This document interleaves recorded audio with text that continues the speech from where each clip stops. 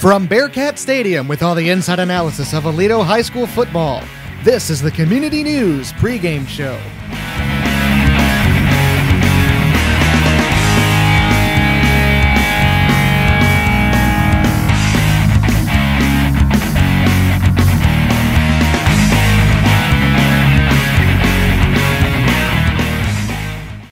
Hello again, everybody. Dominic Giannetti alongside Tony Ardem for another week of Bearcat football. And Tony, another new team for the Bearcats, but in most situations, like some high schoolers like to do, they think it's a new team, no seniors.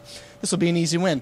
That's not the mindset for these Bearcats. They got something to prove each week, and they're going to go out there, and it doesn't matter who they're playing. And of course, you're talking about the Byron Nelson Bobcats from Trophy Club Byron Nelson in Northwest ISD. That's where we're playing the game today at Northwest ISD Stadium, 7:30 kickoff. And like Keller Timber Creek, Nelson is a new school in the district. And, of course, the Bearcats took care of Timber Creek pretty good, 64-0. They're probably going to want to do the same thing to the Nelson Bobcats as well. But, you know, it's still for the little Bearcats. They're the number one team in the state. They want to show Nelson why they're the number one team in the state.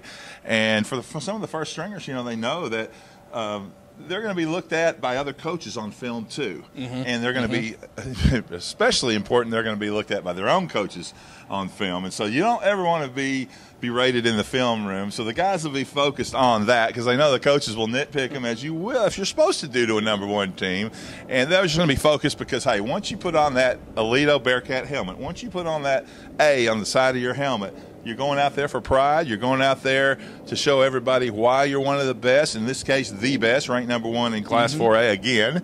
And they're going to be focused. They're going to be ready. And quite frankly, they didn't like the way they finished last week at Springtown, and they're going to come out and make a statement against Nelson. And, you know, it looks like the defense for Byron Nelson will also really be on its game, too, because they know they're going up against a good matchup. They know Aledo's the number one team in the state. But they want to prove something, too. Win or lose, they want to show that they can make good tackles, may even get a few sacks in there. And even Mr. Bishop had a couple sacks on him in Springtown. If I'm a Nelson Bobcat, I want to say I tackled Jonathan Gray.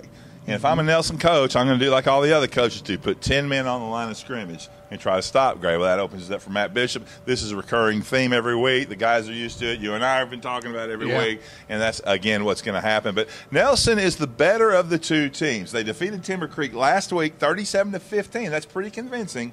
And they're you know, it's like Coach Buchanan told me in our meeting this week, and you can, of course, read that advance in the community news. He said that they got a lot of sophomores and juniors. He goes, but they got a lot of good sophomores and juniors. Right. So, you know, you scored 37 points like they did. Now, they also lost to Birdville big, but a lot of teams do.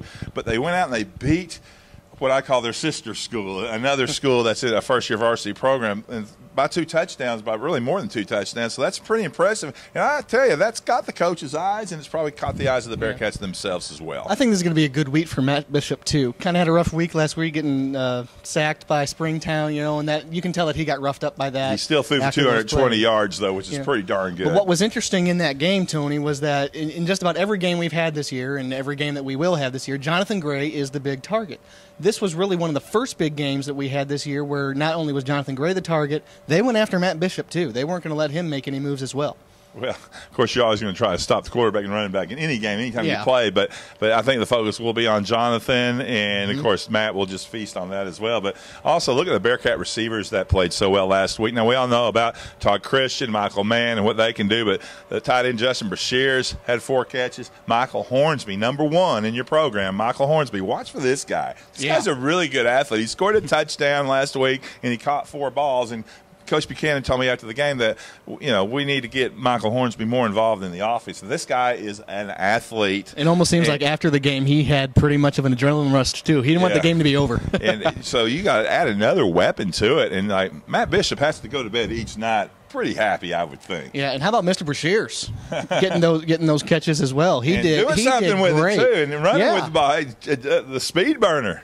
Yeah, he was doing good. Well, score predictions this week. I'm going to go first this time because I got a pretty good theory. Finally, you're going first. All right, yeah. It's good to switch it up every now and again. I'm going to say 67-10. 67 because, well, that's a good number to pick on a dominant team like the Bearcats in this kind of game. And 10 because I really think the amount of points that the Bearcats score will more than likely give Byron Nelson a couple chances in there to maybe score a touchdown and a field goal within that time. But Bearcats 67-10. I'm going to say pitch a shutout. 56-0. 56-0. All right. Well, that's our views on the football game. But before we go, how about them Texas Rangers? Well, one game in the series, and we're about to go right down and watch it. Yeah, that's what what we're tell you, here give you an for. idea when we tape these things. But, yeah, we tape every Thursday, so we have it ready on Friday. No, we don't have those capabilities yet. So, Mr. Keck, if you're watching, we need live video coverage. But that's years down the line. Well, anyway, go Bearcats and go Rangers. Go Rangers, go Bearcats. And I tell you what, being a kid from St. Louis, growing up with the Cardinals, you appreciate to love everybody except the Chicago Cubs. And this is just great. This is great for baseball history. This is great for Texas baseball. I mean, I'm pumped up just thinking about it because you and I were talking yesterday and we had a little bit mixed reviews on it. I just feel like there's somebody in Washington, D.C. right now that was sad to see this franchise leave after the 71 season, and they are rooting for Texas right now. Well, all I can say is the Cardinals didn't make the playoffs. I know. You can join our bandwagon, Dominic. I will. Welcome to the Metroplex. Yeah, well, as the rules of baseball say in the song, root for the home team. This is my home. That's it. So the Rangers are my American League team. And the Bearcats are your high school team. The Bearcats are the high school team as well as my college, and the Cardinals will always have my heart. So there we go. There we have it. Go Rangers, go Bearcats. And don't forget to check video highlights from this site before the game, at halftime, and, of course, after the game. Wow, look at there. We're taking off each other's plugs. I like that. All right, folks, we'll see you next time. Until next time, take care. The best video coverage in East Parker County. It's the Community News.